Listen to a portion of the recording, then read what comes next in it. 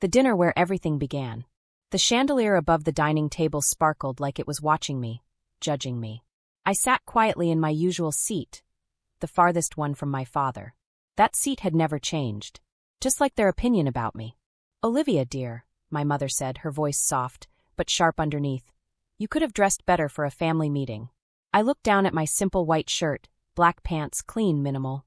They saw ordinary. They had no idea how expensive simplicity could be.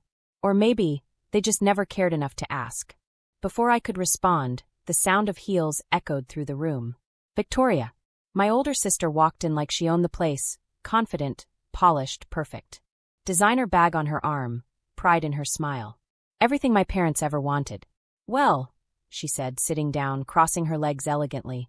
"Still running that little online shop?" Her lips curved into a smirk. "Selling handmade things to bored people?" I didn't react. I just picked up my glass, took a slow sip of water, and stayed quiet. Because sometimes silence says more than words ever could. If she knew where I had been this morning, if she knew about the meeting, the contracts, the people waiting for my signal, she wouldn't be smiling like that. "Let's begin," my father said firmly. His voice filled the room, controlled, authoritative, final. "We're here to discuss Olivia." I almost smiled. Not Olivia's achievements. Not Olivia's growth. Just Olivia's problem. My father leaned forward slightly. "You're 32 now," he continued. "It's time you start taking life seriously." There it was again. That word. Seriously. For years. For years of building something from nothing. And to them it was still a phase. "A family's reputation matters," my mother added, gently twisting her fingers together. "People have started asking questions." Questions. I wondered what they would say. If they knew the answers. If they knew that while they were attending charity dinners, I was closing deals worth more than their entire annual revenue. Victoria checked her nails, pretending to be bored. "We've all been patient," she said. "Waiting for you to come back to reality." Reality. I almost laughed. My phone vibrated softly in my pocket. A message. "Marcus. Everything is ready. Countdown begins." I didn't open it fully. I didn't need to. I already knew what it meant. Time was moving. Fast. My father cleared his throat. "We've arranged a position for you," he said. That got my attention. A junior analyst role at Harrison Financial. I looked at him. Really looked at him. Did he actually believe this was an upgrade for me? "You can start Monday," he added. Like he was offering me something valuable. Like I should be grateful. I stayed calm. Because reacting too early ruins the moment. "Actually," my mother interrupted, "there's something more urgent." I leaned back slightly. "The country club board meeting is tomorrow," she continued. "And people are asking what you do." I tilted my head. "And what do you tell them?" I asked. She hesitated. "We try to keep it vague." Of course. It was easier to hide me than understand me. "What do you do exactly?" she pressed. I answered simply. "I build financial systems." Victoria let out a small laugh. "Translation," she said. "She makes websites." I didn't correct her. "Not yet." Another vibration in my phone. "Marcus again. Press ready. Major outlets on standby." I checked the time. Less than 2 hours now. 2 hours until everything changed. "The point is," my father said, his tone harder now, "this ends today." I looked at him. "This little experiment of yours," he continued. "It's over." Experiment. Interesting choice of words. "You need to step into the real world." The real world. I repeated it in my mind. Because in less than 2 hours, their definition of real was about to collapse. Suddenly, every phone on the table buzzed at the same time. A sharp, synchronized sound. Everyone looked down. Breaking news alert. Major financial technology acquisition expected today. Industry-changing deal. Victoria's expression shifted instantly.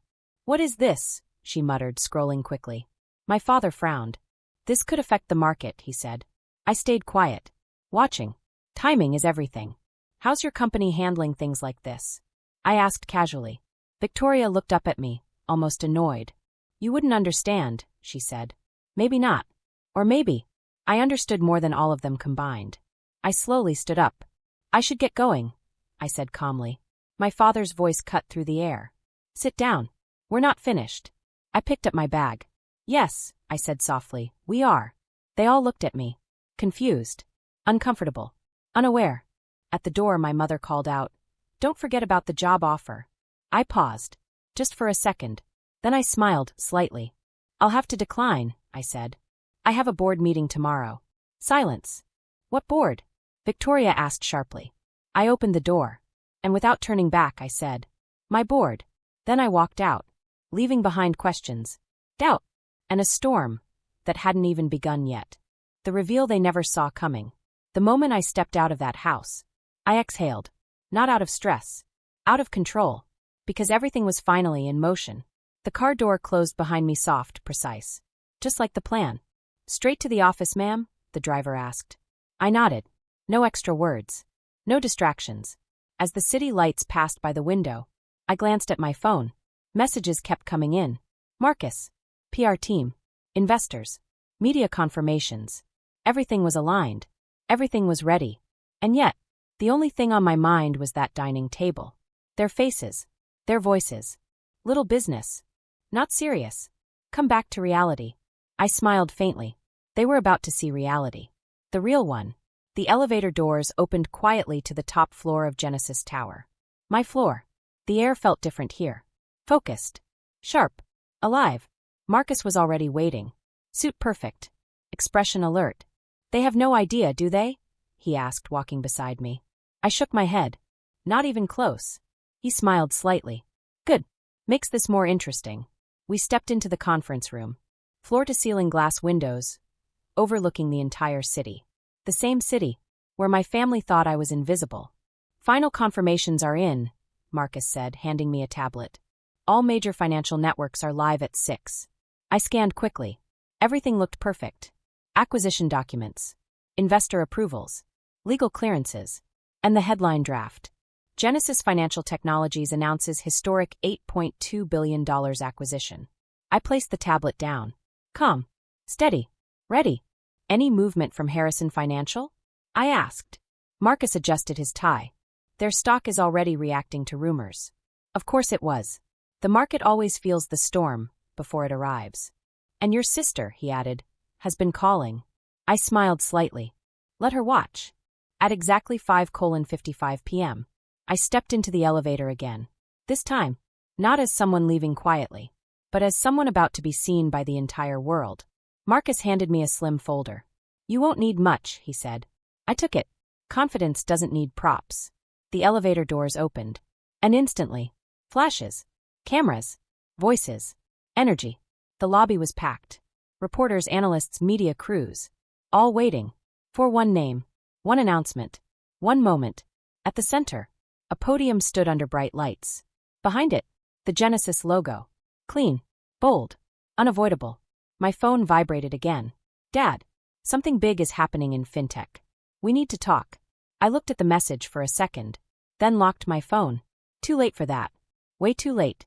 I walked forward, step by step, each sound of my heels echoing through the room. The noise slowly faded, as all attention shifted to me. Cameras turned, microphones lifted, eyes locked. I reached the podium, paused, looked up, and smiled. Good evening, I began. My voice steady, clear, controlled. I'm Olivia Harrison. A brief pause. CEO of Genesis Financial Technologies. Silence. Then chaos. Cameras flashing faster. Whispers turning into noise. Questions starting to rise. But I continued. Unshaken. Today we are announcing the largest acquisition in financial technology history. Every word landed exactly where it needed to. We have successfully acquired our biggest competitor in an $8.2 billion deal. Gasps. Movement. Shock. But I wasn't done. And that's not all. I let the pause stretch. Just enough. We are also launching a fully AI-driven banking platform designed to redefine the global financial system. Now the room exploded. Questions. Voices. Energy rising. But inside me, everything was calm. Because this moment was built in silence. For years, across the city, in a familiar dining room, 3 people stared at a screen, watching, realizing. Too late. Back at the podium, I finished the announcement with precision. Confidence. Authority. No hesitation. The moment I stepped away, my phone exploded. Calls.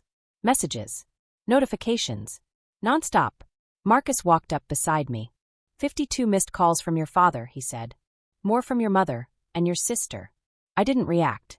Media is calling you the future of fintech, he added. That was always the plan. We moved quickly back upstairs. Inside my office, the city looked different now. Not because it changed, but because now, everyone knew who was controlling it. Marcus placed a tablet in front of me. Live coverage. Headlines everywhere. Unknown founder becomes industry leader overnight. Olivia Harrison shocks financial world.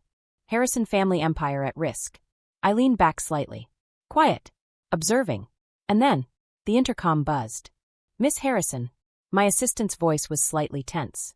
Your father is here. A pause. And he's demanding to see you. I looked at Marcus. Then back at the city. Right on time. Let him wait, I said calmly. Because for the first time in my life, he could. The power they never gave, I took. The office was quiet. Too quiet, compared to the storm outside. News channels were still running my announcement. Markets were still reacting. And downstairs, my father was waiting. For the first time in his life. Waiting for me. I stood near the window, watching the city lights come alive. Same city. Different reality. Are you going to see him? Marcus asked. I didn't turn. Not immediately. Timing matters. Especially when power shifts. A few minutes later, the intercom buzzed again. Miss Harrison, he's not alone. I raised an eyebrow. Your grandfather is with him. That made me pause. Slowly. I turned. Send them up. The door opened. My father walked in first. But something was different. His confidence wasn't leading anymore. It was following. Behind him, my grandfather entered. Calm. Observing. Almost amused. He looked around my office, then at me. And smiled. The quiet one, he said softly. I was wondering when you'd finally show them. My father froze. You knew, he asked confused. Grandpa chuckled lightly. Since she was a child. He walked further inside. While you were busy building noise, she was building strategy. Silence filled the room. Heavy. Uncomfortable. Real. My father looked at me now, properly. As if trying to see someone new. Or maybe, someone he never bothered to see before. Why didn't you tell us? He asked. I met his eyes. I did, I replied calmly. You just never listened. That landed harder than any accusation. You called it a phase, I continued. A hobby, a distraction. I took a small step forward. But I was building something real. I walked to my desk and picked up a folder. Then slid it toward him. He hesitated. Then opened it. His hands slightly shaking. A merger, he whispered. Yes, I said. An opportunity. He looked up. Confused. Careful. Harrison Financial becomes part of Genesis. I let the words settle. You keep your name, I added, but you move forward with the future. And if we refuse, he asked quietly. I turned the screen toward him. Live data. Market charts. Falling numbers. Then you compete, I said. With a company that's already ahead of you. With technology you don't understand. With a future that won't wait. Silence again. But this time, it wasn't doubt. It was realization. Victoria won't agree to this, he said almost automatically. She doesn't have to, I replied. The board will. Right on cue. Marcus stepped in. They've already lost 3 major clients, he said. Transferred to Genesis, right after the announcement. My father closed his eyes for a moment. The weight of it all, finally hitting him. Grandpa leaned back in his chair, smiling slightly. Checkmate, he murmured. I looked at him. You taught me well. A few moments later, my father stood up, folder still in his hands. You've given us until morning? He asked. I nodded. Yes. He walked toward the door, then paused. That junior analyst position, he began. I finished it for him. Was beneath me. I held his gaze. 4 years ago and today. He didn't argue. This time, he understood. After they left, the room felt lighter. Not because something ended, but because something finally became clear. I wasn't the underestimated daughter anymore. I was the one making decisions. The next morning, the world had already changed. My face was everywhere. Forbes cover. Headlines. Interviews. The silent revolution. I walked into my office early. Calm. Focused. Ready. Marcus followed with updates. They accepted, he said. Full merger. Your terms. I nodded once. No celebration. Just progress. Start integration, I said. Days passed. Then weeks. Everything moved fast. Genesis expanded. The AI platform reshaped the system. And Harrison Financial adapted. Or disappeared. My father became a name without control, a title without power. Victoria lost her position, but for the first time, she started learning. Actually learning. Not performing. One evening, she walked into my office. No designer labels. No arrogance. Just honesty. I didn't understand, she said, her voice quieter than I had ever heard it. I thought I was ahead, but I was just loud. I studied her.